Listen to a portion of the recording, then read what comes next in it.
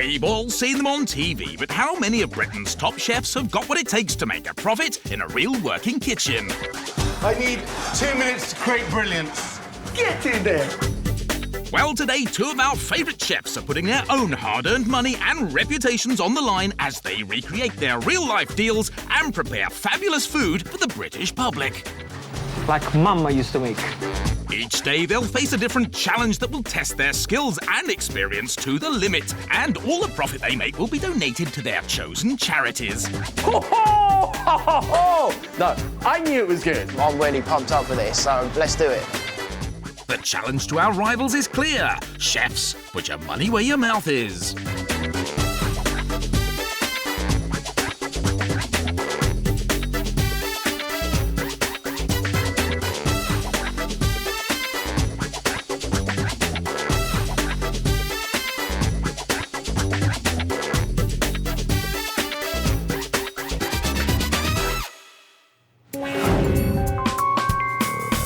Today's chefs under pressure are Gino the Italian Stallion D'Acampo and James Gastro Geezer Tanner.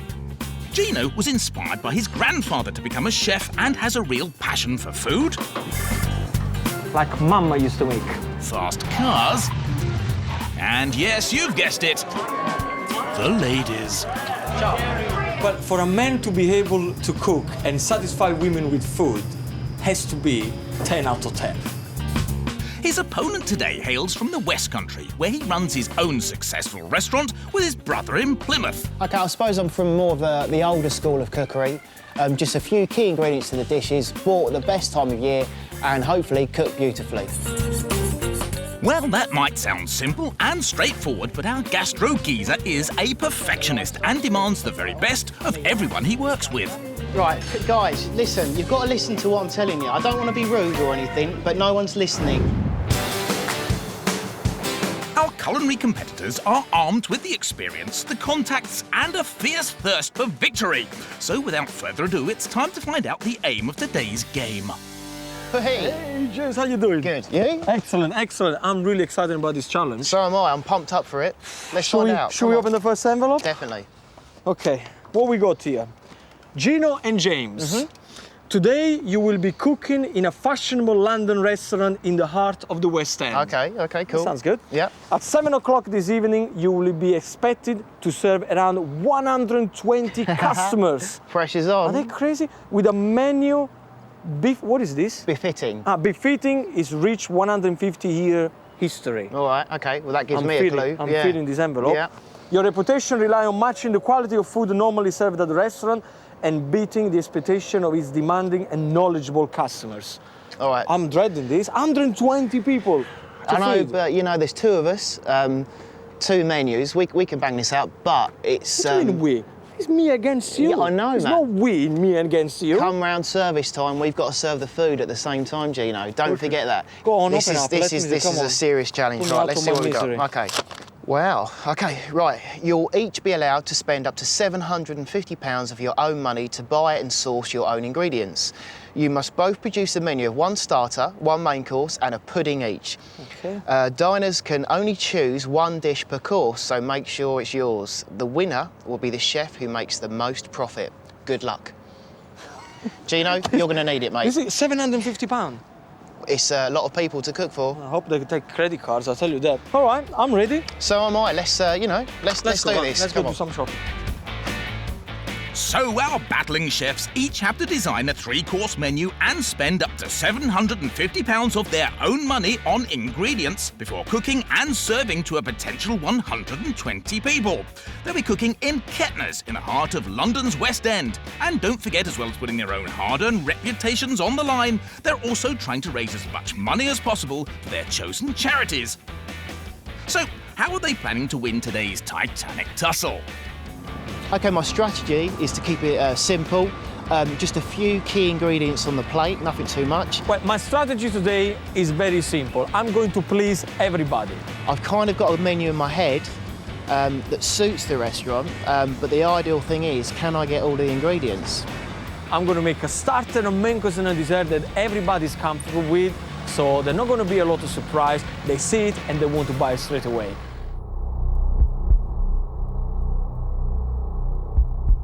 Today's competition will be fought over 3 rounds: starters, main course and dessert. So it's time now to find out what our battling chefs are planning to serve for their starters. For my starter, I'm gonna make a beautiful wild mushroom risotto, and I'm gonna twist it and flavor with the truffle olive oil, a little bit of shallot, thyme in there. It's gonna be to die for. For my starter this evening, I'll be cooking goat's cheese fondant, honey and balsamic roasted vegetables, and roast chorizo.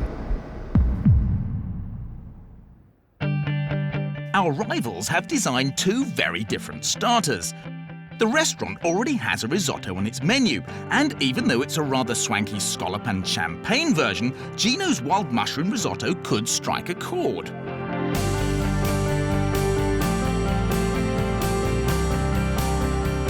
James is including a colourful array of extra ingredients with his goat's cheese fondant, and it's a more cosmopolitan offering. We'll find out what James and Gino have put on the menu for mains and desserts a little later, and crucially, whether our chefs can live up to the high expectations of the critical customers in an unfamiliar kitchen. Off you go, off you go! But right now, it's showtime.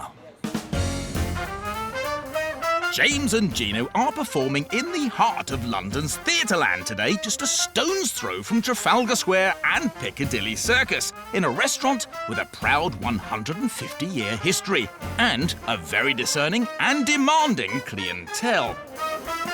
If they want to win today's contest, they're going to have to serve food of the highest quality. Just like the Sharks and the Jets and the T-Birds and the Pink Ladies, though, and I'll let you decide who's who, they won't be trying to win this contest alone. Gentlemen, good afternoon. You all right, guys?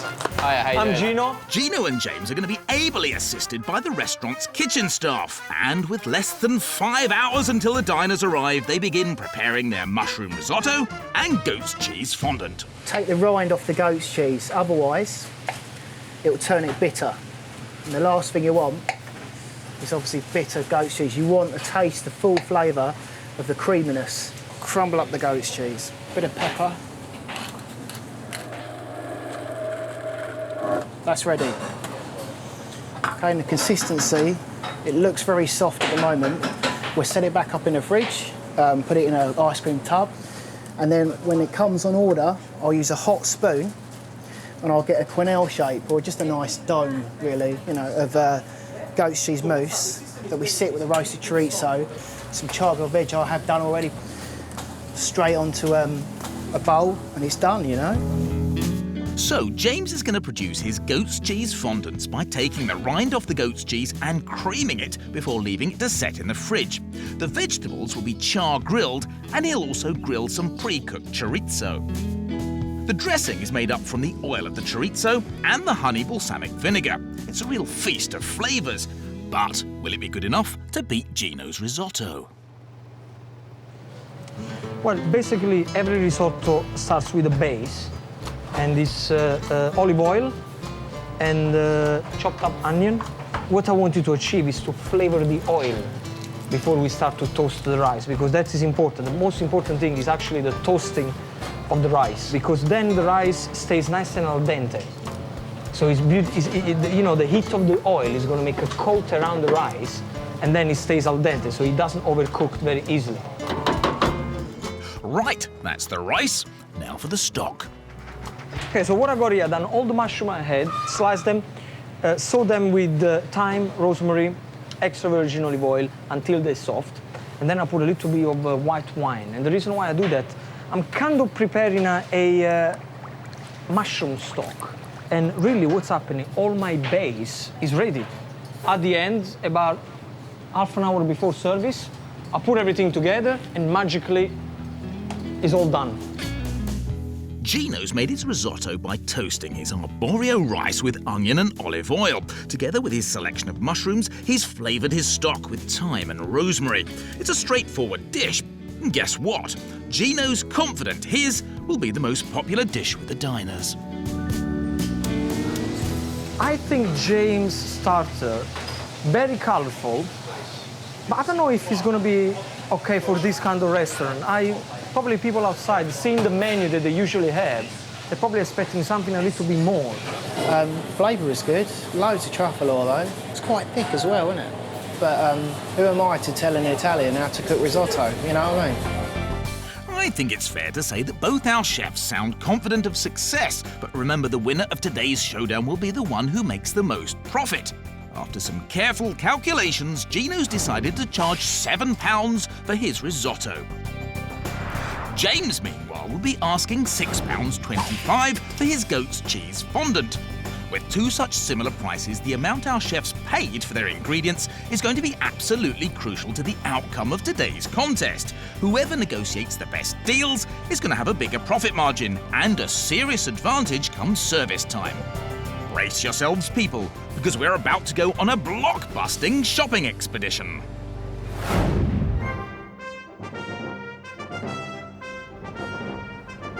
Earlier today, our intrepid chefs went to buy their ingredients just outside central London at New Covent Garden Market, or as we like to call it, the Temple of Food.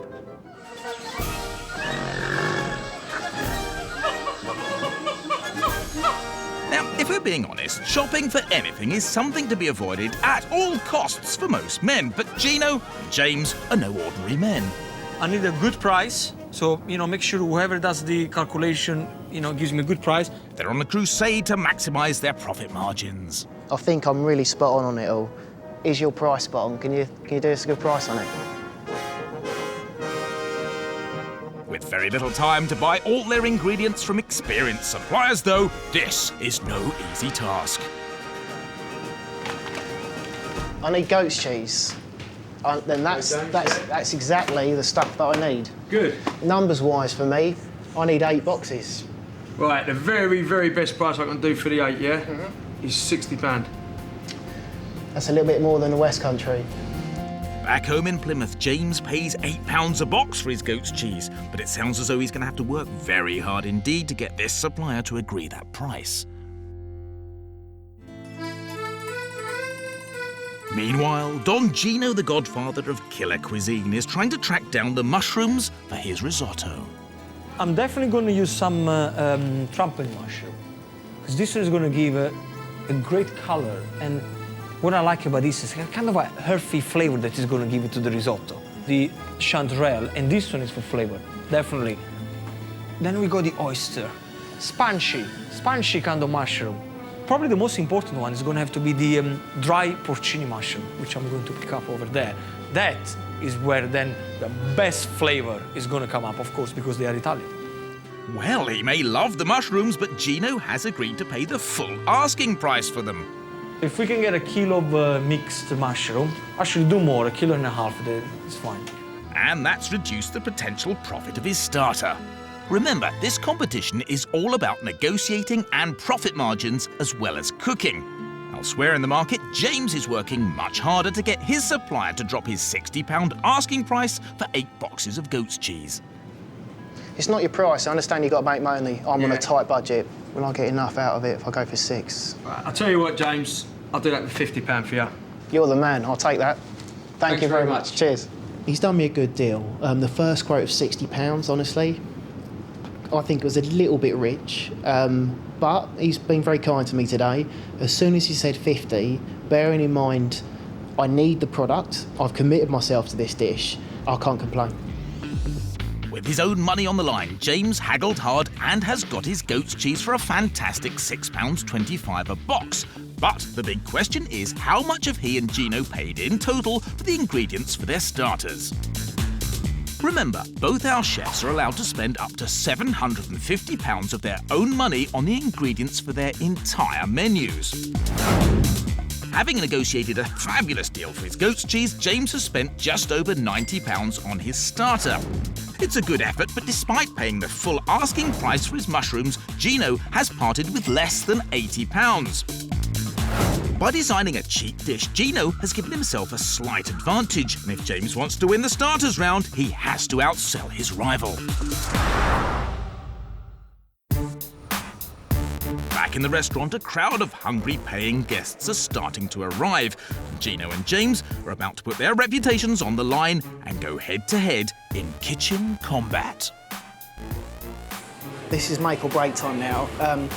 Not just the cooking, but, you know, what the customers order, let's face it, you know. My strategy today, it was going to go for the mass appeal. And I think it's going to work. I can't change my mind on what I've done, but I'm pretty confident in my dishes. I tasted these dishes, beautiful, but I think I'm definitely going to be the one who's going to get more votes and more dishes out. Definitely, trust me. Well, that's fighting talk. But as our battling chefs and their team get ready for service, the diners have been taking a look at tonight's menu. It's much better than I expected, actually. Well, I think it's quite interesting. It's clear there's an Italian and an Irish person involved here. Yeah, it's small, it's different. And they're beginning to decide what to order. The starters were both very enticing. Wild mushroom risotto, I think, sounds great as a starter. The risotto for me, I think. And I'll be going for goat's cheese. With all our diners now seated and greeted, we're ready for the off. Hold on tight because tonight's Chef Showdown is about to get underway. Table 36, 2 risotto, 2 goat's cheese.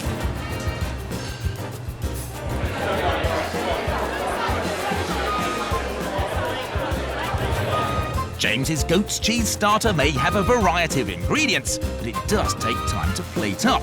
Whilst Gino's mushroom risotto is the height of simple presentation, but will it appeal to as many customers? 2 risotto and 2 goats. Take the 2 goats from over there. With the orders coming in thick and fast, it looks as though the goat's cheese is proving very popular. James, 11 goat cheese in total. And then another 2 goat's cheese. 13 goat cheese in total. There's plenty of plates on the pass, but is that down to a lack of speed rather than popularity? Table number 8. Definitely a bunch of idiots. 4 goat cheese. Fantastico! The gastro geezer is getting ever so slightly cocky. Look at this sea of goat's cheese on the pass. I love it. Gino, do you want a recipe? No, thank you. I'm fine. But is his pride coming before a fall? How is the dish going down with the diners? My goat's cheese was absolutely exquisite. Very, very nice. The goat's cheese was very spongy and tasteless. It's really flavoursome, it's lovely. Price reasonable. I would have paid double that for how nice that tasted. Well, the goat's cheese has its fans, but the risotto, just like Gino, is not going down quietly. Risotto! Gino's his usual shy, retiring self, and to nobody's great surprise, he's taken control of the pass. Table number 1, 4 risotto, 2 goats. I need another goat. James, how you doing? I'm waiting, yeah, for you. Look, they're there. Calm down. 3 risotto. Off you go. Via. Are you girls with me? Yes. Thank you. The reason why I like to always stay in the pass, number 1, because you can chat with the pretty girls on the other side. Number 2 is usually the one who does the less work of everybody else. And that's me. It's because he's not got a lot of orders on. I think that might be wishful thinking, James. The risotto seems to be growing in popularity. 4 risotto. And 4 risotto again! Lack of confidence. That's Gino's problem. It's going brilliant. It's brilliant. This is easy. Gino's presentation of his starter means that he can get his plates out at lightning speed. That's why we chose the risotto. The risotto's flying out of the kitchen, but how is it being received in the restaurant? The risotto is very rich, but delicious. It looked like it had been spooned onto the plate without any kind of presentation. It was mushroom risotto. It was kind of what I was expecting, really. It didn't really surprise me. Our risotto is good texture, good consistency, and so far I'm fairly impressed.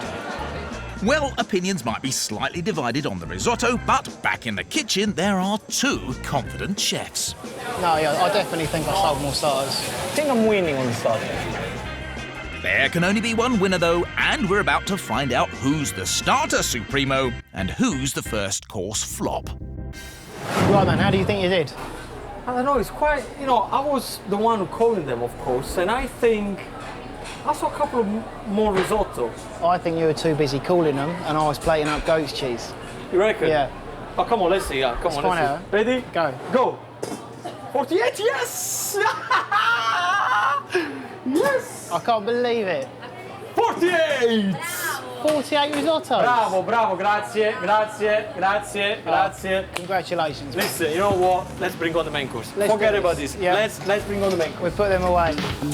Gino and James might know how many starters they've sold, but the all-important question is, how much profit have they made?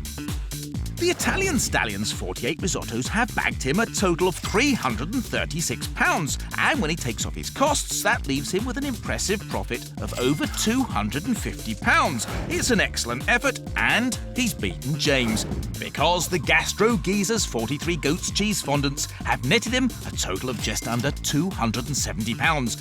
And when his costs are deducted, he's pocketed less than £180 profit. James might be behind, but there are big potential profits to be made in the next round, so this contest is far from over. It's time for the main course. Top chefs Gino and James are going head-to-head in a fight to the finish to find out who's got what it takes to make the biggest profit in a working kitchen. Via. You done the courgette? Yeah. You done the aubergine? Yeah. Excellent. Quick as you can, yeah? Yeah. With the starters done and dusted, it's on to the round with the potential for the biggest profits, and they're both determined to design the most popular and profitable main course. Having sold fewer starters and made less profit than his rival, it's now crucially important that James designs the right dish for his main course. But Gino is hoping that his offering will prove to be more popular again.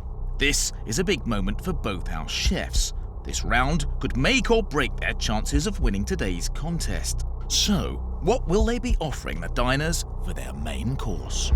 For my main course, I will be doing roast Gresham duck breast, braised red cabbage and champ potato.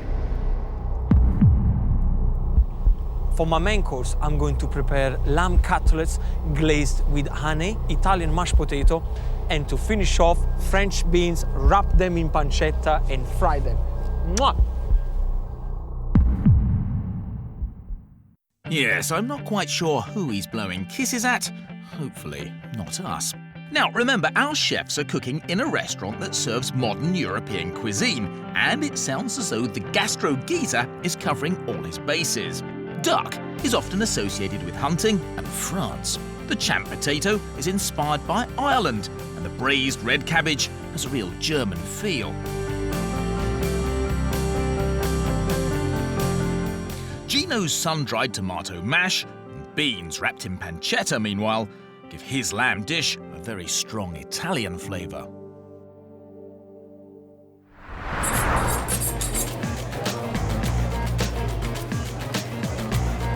Back in the kitchen before service started, Gino put his trusty assistant Keith in charge of cutting up the meat, whilst he concentrated on his red wine jus. I got some celery, I got carrots, I got onion, I got all the trimming from the lamb, the fat, the bones. And then we're doing a reduction of red wine, which we're gonna add together. Then we're gonna sieve it, butter and flour, so it becomes so beautiful and shiny, like Mama used to make. Sounds good, but Mama might be a little less happy about the green beans. My mother would literally kill me if she see me cutting the beans like that, because whenever I was a kid, she always used to pick the ends with the hand. And that's the way you should do this kind of beans. The Italian mash is prepared with sun-dried tomatoes, and the lamb cutlets will be cooked for 2 minutes on each side over a very high heat. And there it is, lamb cutlets in red wine jus, with Italian mash, shallots, and French beans wrapped in pancetta. It looks fantastic, but will it be good enough to beat James's duck? Right, let's talk about duck. What we're going to do is trim off the excess. I need to remove any sinew on the duck. If I didn't take off this sinew, when I cook it, the duck breast is going to go like that. And we're scoring it to help the fat render quicker. I've got to do that to 80 breasts. It's not like it's a bit of chicken or overpriced lamb. Easy, Tiger. James cooks his red cabbage slowly with some duck fat, sugar and butter before frying the duck breasts for 8 minutes and then roasting them for another 8 minutes and leaving them to rest. He'll be serving them on a bed of the braised red cabbage with champ potatoes and a thyme leaf sauce.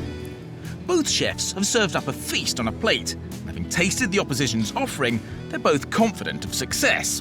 Now there's a surprise. Know that this time of year, lamb is through the roof, and also the flavour's not great. I wouldn't think it was English lamb, put it that way. I don't think it's going to sell a lot of duck, to be really honest with you. You know, everybody, if they have to choose between lamb and duck, I think probably 80% is going to go for the lamb. Yes, I think 80% might be a tad optimistic, Gino. The winner of the main courses will be the chef who makes the most profit, and after doing his sums, the Italian stallion has decided to ask £16 for his lamb. The gastro geezer, meanwhile, will be asking £16.25 for his duck. This contest isn't just about cooking, though. It's also about hard-nosed negotiating. As Gino and James are charging almost identical prices for their mains, whoever's kept a better control of their costs is going to have a huge advantage. So, when they went shopping earlier today, who haggled hardest and got the best deals?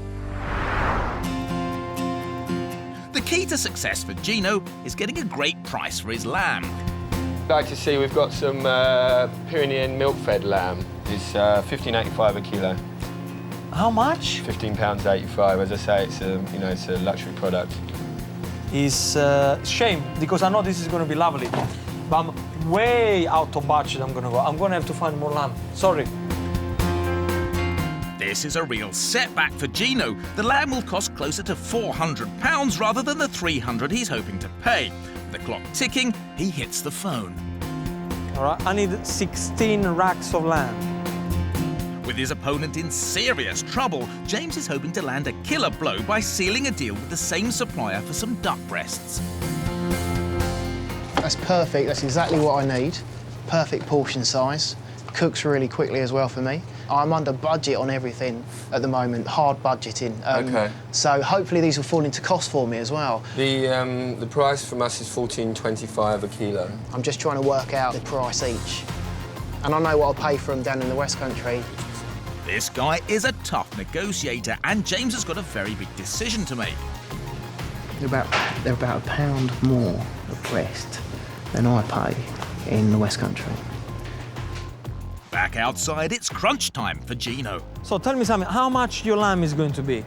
330, 300, come on, please. I'm on a budget and I need it for £300. Come on, we got a deal? All right, £300. Ciao, bello, ciao, ciao. Well, he's cut it fine, but Gino has got his lamb, and James has made a decision about the price of those duck breasts. I'm going to put that on the purchase, on the selling price. I have to. I'm not doing it for nothing. So, James has decided to pay full price for his duck. Will he live to regret it?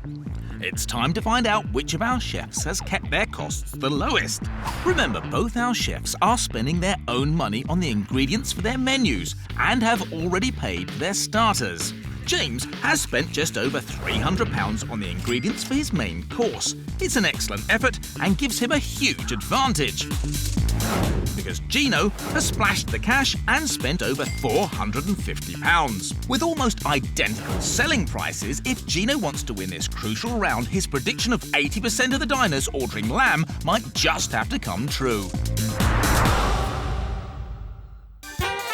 With such large potential profits to be made from their main courses, this could be make or break time for both our chefs, and the diners are making their decisions. I'm going to have the duck, because I always have the duck. I love duck, so I'd be really interested to see what the duck is like. So I'll have the lamb cutlets from the main course. And I'll have the duck. Remember, if Gino is going to win this round, he needs a landslide. But as the first orders come in, the early indications don't look good. I need 9 ducks. Okay. James, have you got 2 ducks ready, by any chance? James, after these 2, I need 4 more ducks.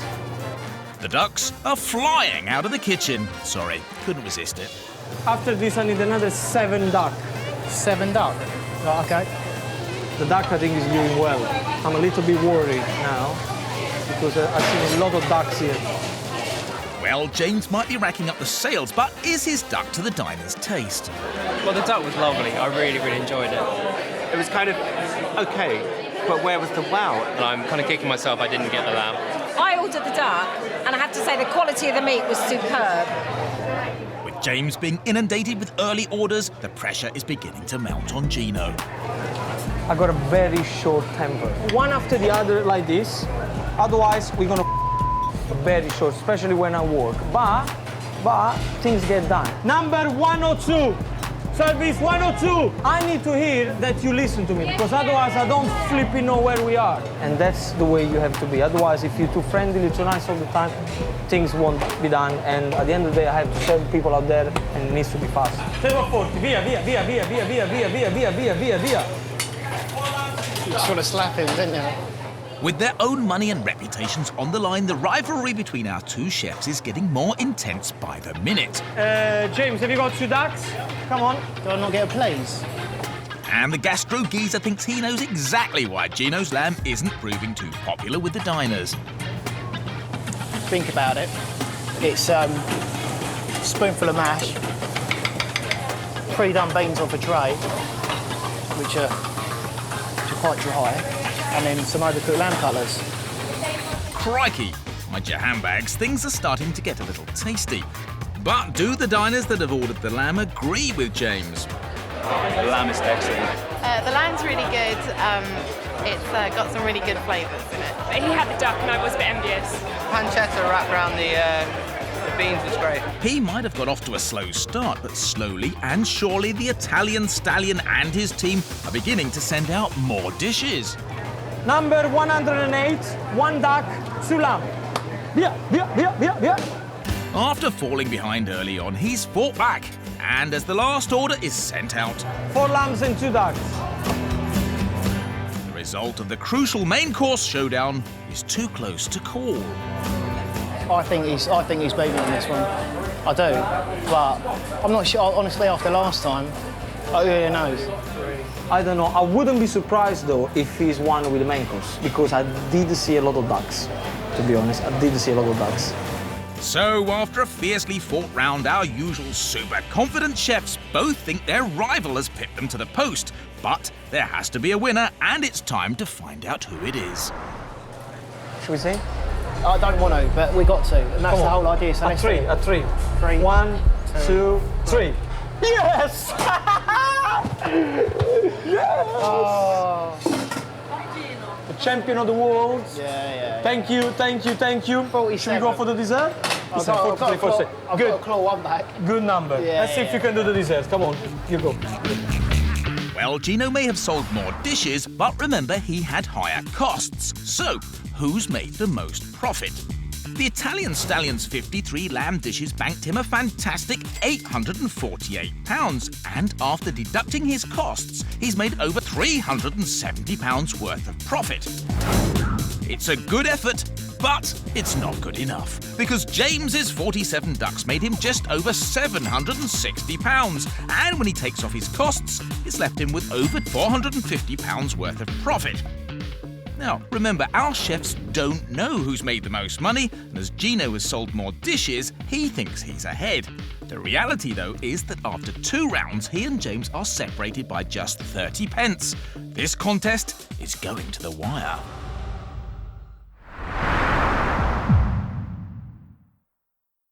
So, after almost 12 hours of intense chef combat, it's crunch time. The winner of today's contest will be the chef who makes the most money from their desserts. So what exactly did James and Gino decide to put on their menus earlier today?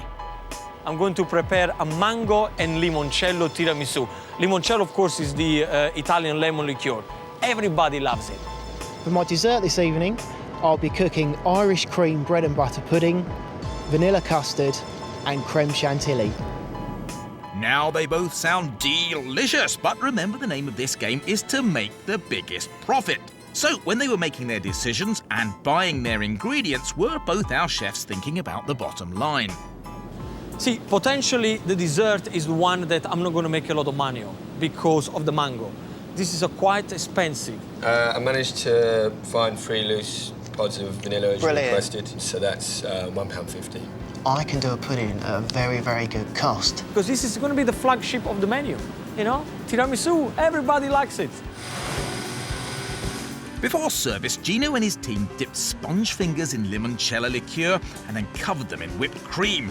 He then added mango slices and passion fruit pulp before putting on more sponge fingers and another layer of cream. The final touch is a mango coulis and a dusting of cocoa powder and icing sugar.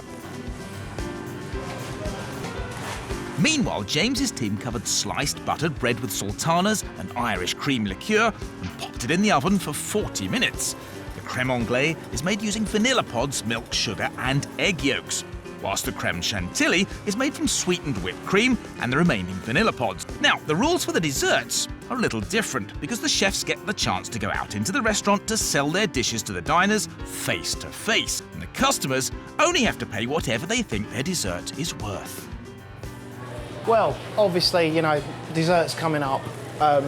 Hopefully, they like the thought of Irish cream bread and butter pudding. I think the dessert is going to go well. A lot of people are going to choose the fruttamisu. You know I'm up against the world's #1 swooner, don't you? He'll be in there kissing every woman in sight. Finger crossed. Gino, kiss the ladies? Perish the thought. The outcome of this contest is going to be decided in the next few minutes. It's time for our chefs to enter the restaurant.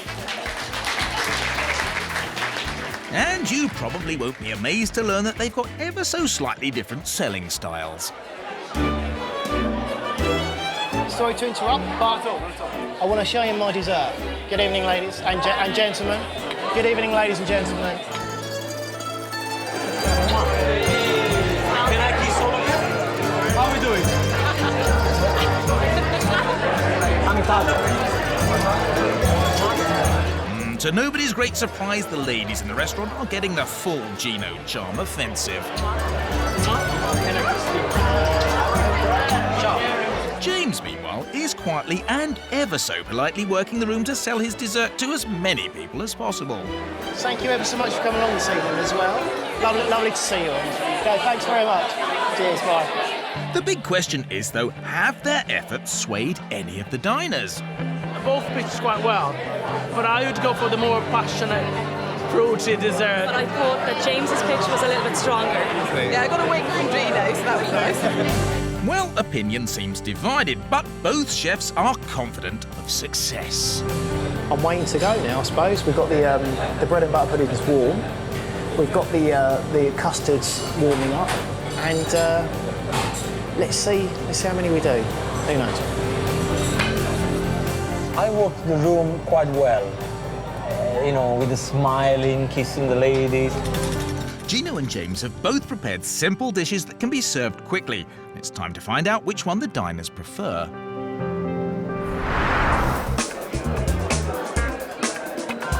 tiramisu and 3 bread and butter puddings. Yeah. As the orders start rolling in, 4 bread and butter pudding, table 21. 2 bread and butters. Yep. Okay, 2 tiramisu, 3 bread and butter puddings, table 20. James has taken control. Now, as you can see, James is in charge of the pass because otherwise he's going to moan that I always take over the kitchen when I'm around. So let him do it. Let me do it, I'm happy. Do you notice how much calmer he is and more organised?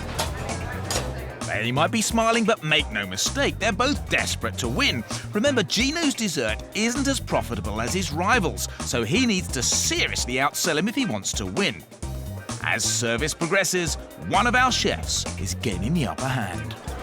To be honest with you, I have no idea how well the tiramisu is doing because I'm just plating them and leave him to sort it out. I see a lot of pudding. I see a lot of pudding here. Too many puddings. Gino might think James is doing well, but remember, he thought the same in the last round, and he came through to sell more dishes, so there are no guarantees here. We've got 2 tiramisu, 3 bread and butters. Custard. We'll just keep them coming out, because actually we're doing more, which I really love. It's a quick, incident-free service, but remember, the customers are only going to pay what they think the dessert is worth. It's hard one. £6 maybe? I think we said about £5 to £6. Here, they charge between £6 and £8 for a dessert. If one of them pay less than £5, I'll take the dessert back. I won't serve them. I'll take it back and I'll eat it myself. I will pay £7 for my bread and butter pudding. I agreed to pay £5 for that, I think. Well, we'll find out how deep the diners dug very shortly, but first, it's time to find out how many desserts both our chefs sold. He might not have seemed too busy, but the Italian stallion still managed to sell 35 tiramisus. It's a decent effort, but James sold a very impressive 56 bread and butter puddings. He might have sold more, but remember, the diners have only paid what they think the dessert is worth. So, all is not lost for Gino. If his tiramisu was a hit, he could still walk away victorious from today's contest. It's been a tough day for James and Gino cooking against the clock in an unfamiliar kitchen. The starters course was a close-run race. James put in a valiant effort with his goat's cheese fondant, but it was the Italian stallion who snatched victory with his mushroom risotto. Gino also sold more main courses than James, but it was the gastro geezer who won the round, having designed a more profitable dish. So, the outcome of today's competition comes down to the desserts. So let's be clear. Yeah, we're still friends. Yeah. I love you more than ever. Whoever's got the highest number Whoever's is the winner. got the highest number has made the most money and has won for our challenge today. For the challenge today, all right? You ready? One, two, three. Well done! Oh, brilliant. Well done. I didn't you see haven't that spent coming anything round. this morning. I didn't see that, man. Quite a big difference as well, isn't it? That's a big difference. Yeah, a good 150 quid or something like that. You must have. Your credit card must be smoking. Yeah. Yes. Well, I told you that the biggest problem, that I spent a lot of money this morning. It was good. Well done. No, thank you. Well done. We've got more to come. I can't believe it. I am so happy. I didn't really see that coming, honestly. And today has been a big learning curve for me. But I don't know what you guys are going to throw at me next. So I wait with anticipation, but also excitement as well. I'm actually all right, although I lost the all-day challenge. People outside, they really enjoyed my menu overall. So I'm very happy about that. I'm happy for James. He got it spot on. Well done. So it's a victory for the gastro geezer, but our two chefs made an amazing amount of money, and remember, all of their profits will be going to their chosen charities. Well, the money that I raised today, they're going to the Children Trust, because it's a charity that have been working, very hard in the last couple of years. They really deserve it, and I hope they're going to enjoy it as I enjoyed the day. The charity that I've chosen today for the money to go to is Clapper, which stands for the Cleft Lip and Palate Association, and it does wonderful things for kids in our country and all over the world.